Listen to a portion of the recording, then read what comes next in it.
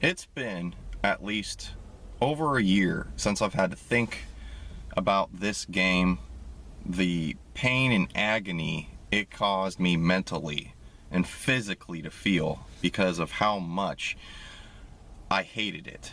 How many lies and the web of just conspiracy and everything that surrounded this game and everything that it entails. We're talking about Alien Colonial Marines. Somehow, for some reason, this game just will not go away, will not die.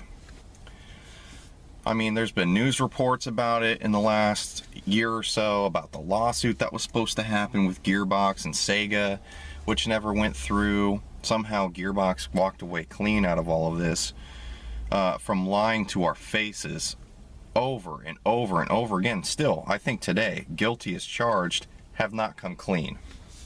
Randy Pitchford himself is the biggest liar of them all when it comes to how a game's supposed to be. I mean, everything that came out about this game that he stated, I mean, the best Alien game we're ever going to see, the canonical sequel, all this bullshit. And the demo that wasn't really a demo, it was just a highly rendered cutscene. So many lies are surrounded with this game and its development. This game was so bad it hit the bargain bins at the local game store within the first week of its launch. People were outraged because of how bad this game looked, how bad it played, how broken the AI system is, everything. The reason why I wanted to jump into this today is because a modder has put it upon himself to try to bring this game back to life and fix the issues it had. I mean, fixing the AI, fixing the graphic quality, and the overall gameplay experience. Making things more balanced when it comes to enemies and everything like that. Overall, I just want to say, fuck Alien Colonial Marines. The only good thing that came out of that game was the little collectible trophy that you could get with the collector's edition. Everything else, sorry if you hear the alarm, I'm about to head into work. Alien Colonial Marines was such a colossal fuck up in every way.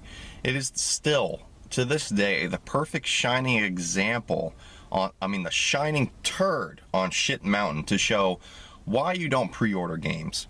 Why you do not believe the hype, especially when the developer's coming out and doing as much press releases as they possibly can, going on every single platform that you could possibly go on, IGN, G4 at the time, everything like that.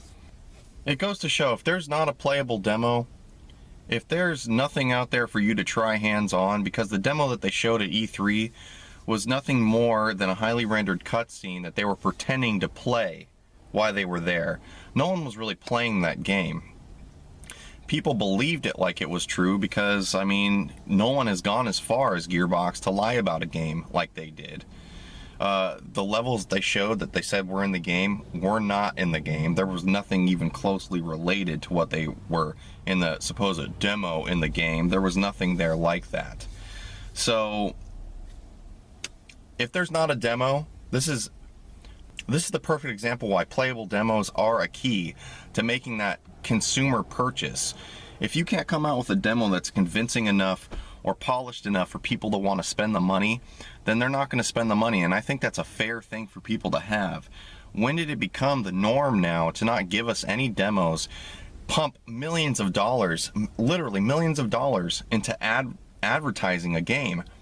The game comes out and it's either completely broken, it's not at all like the product that we were promised. Everything about it is completely broken. Alien Colonial Marines embodies that. The whole story of how much money was pumped into this game, how much hype was pumped into this game by Gearbox and Sega. It's ridiculous. And I wanted to talk about it today because it's just, Alien Colonial Marines just for some reason will not die and go away. Everyone forgets. It's funny how fast we as consumers and gamers, it seems, forget about the games that fucked us. Like Alien Colonial Marines, Gearbox, Softworks. I mean, Duke Nukem Forever was a giant clusterfuck of failure. It was one of the biggest pieces of shit and insults to the franchise, just like Alien Colonial Marines. Gearbox did both those games, but everyone just seems to move on and forget. You know, I haven't forgotten Randy. Randy Pitchford, the CEO of Gearbox Softworks. I have not forgotten how much you've lied. You may want to hide behind Twitter and your keyboard saying you didn't do shit, and everyone else, buyer beware. Oh, you guys just had your expectations too high. People that don't like the game and want to call out the game are sadists. Everything that you've ever said, I remember, Randy. There's a lot of people like me that still remember. I don't support your company. I don't support you. And that's all I gotta say on it. Anyway, guys, this is Heavy Handed Gamer. I'm bringing you guys a mobile vlog today because, you know, I'm getting tired of going into work every day and having all these game-related news topics in my mind, thinking about how this would make a great video to talk about. You know, then I go to work, I get tired all day, I come back, and then I'm like, what was I thinking about earlier? But so I'm gonna bring you more of these mobile vlogs in the morning on gaming topics or something that I see. Hope you guys enjoy it. If you didn't, hit the dislike button, of course. I really don't give a fuck, especially if you're Randy Pitchford. You can fucking make 100 million spam accounts and dislike the video all the way to Kingdom Come. I could really not give a fuck. If you enjoyed the video, of course, hit the like button. If you want to comment on anything I've talked about today, share your experiences with Alien Colonial Marines and how much it fucked you. I'd like to hear about it. Anyway, guys, have a good rest of the day, and I'll see you on the next game review.